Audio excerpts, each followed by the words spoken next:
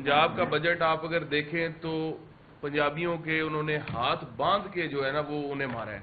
पंजाब के हक की बात तो वो तब करते ना अगर पंजाबियों ने उन्हें वोट दिए होते। इसके ऊपर 2-2, 3-3 FIR हैं, उसकी टिंडें शुरू कर दी हैं। किधर का कानून है किसी की टिंड कर देना? वो ये कोई गोरे का दौर है? एग्रीकल्चर पे बड़ी बातें उसामा साहब और ख्वाजा साहब ने कर दी।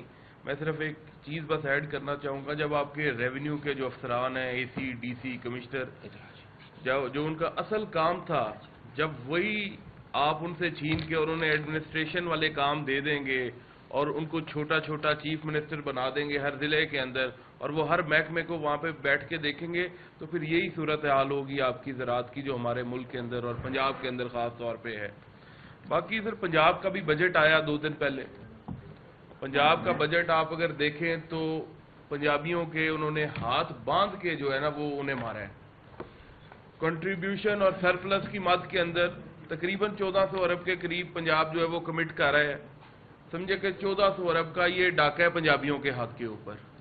कोई बोलने वाला नहीं, एक दफा कहीं पे जो है वो कोशिश नहीं की गई कि हम पंजाब के हक की बात करें। पंजाब के हक की बात तो वो तब करते ना अगर पंजाबियों ने उन्हें वोट दिए होते। मैं देख रहा था भी एक सहाफी ने कुछ दिन पहले जो है वो ब्यूरोक्रेट्स के ऊपर तनकीद की, उसको भी NCCI का नोटिस आ गया। मतलब ये कोई बादशाही निज़ाम चल रहा है हमारे मुल्क के अंदर।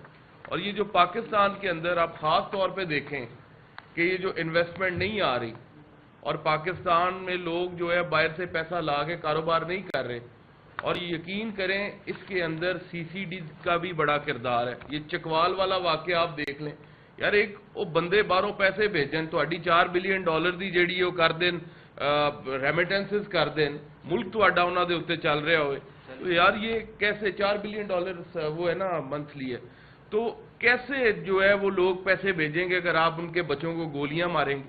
मतलब बदनामे ज़माना हो गया। बाहर से जितने इंटरपोल के जरिए इन्होंने बंदे ला ला के यहाँ पे जो उनका हाल किया है, अब यकीन करें जो वाकई वांटेड हैं, जो पाकिस्तान में आने चाहिए, अब उन लोगों को भी ये नहीं ला सकते। वो लोग इसी प्ली पे जो है ना वहाँ पे रह लेते हैं, जी ये यहाँ पे ये हाल हो रहा है। और बड़े ऐसे लोग हैं जो वाकई इन्होंने कोशिश की, अब बाहर वाले गवर्नमेंट और इंटरपोल जो है इनके ऊपर एतबार ही नहीं करती।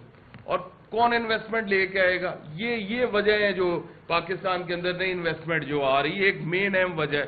उसके बाद नया काम इन्होंने 3-4-5 दिन से शुरू कर दिए पंजाब के अंदर। हम ग्राउंड की सियासत करने वाले लोग हैं, जिसके ऊपर 2-2, 3-3 FIR हैं, उसकी टिंडें शुरू कर दी हैं। ये किधर का कानून है किसी की टिंड कर देना? और ये कोई गोरे का दौर है? ये कोई बादशाही निज़ाम है कि आप जिसकी पकड़ो नेफे में गोली चला दो, जिसको पकड़ो पाँव पे गोली मार दो, जिसे पकड़ो टिंड कर दो, जिसे पकड़ो जनाब उसे गोली मार दो? और ये अगवा बराए तवान वाले काम शुरू कर दिए हैं। मेहरबानी करके अपना जो अदालती निज़ाम है उसे आपने इतना तगड़ा जो है ना वो करें। अगर आपको भी अदालती निज़ाम के ऊपर एतबार नहीं है तो फिर आगे PTI के साथ बैठें, फिर अदालतों को छोड़े। फिर हम भी तो यही कहते हैं। और अगर आपकी इतनी हुकूमत होते हुए अदालतों के ऊपर आपको यकीन नहीं है तो फिर तो अल्लाह ही हाफिज है इस मुल्क का। और पंजाब के अंदर इंफ्रास्ट्रक्चर के ऊपर और ADB पे थोड़ी बात करते हैं। 41% कट लगाया है इंफ्रास्ट्रक्चर के बजट को। हेल्थ के डेवलपमेंट को और एजुकेशन की डेवलपमेंट की बात कर रहा हूं, उन्हें भी कट लगा है।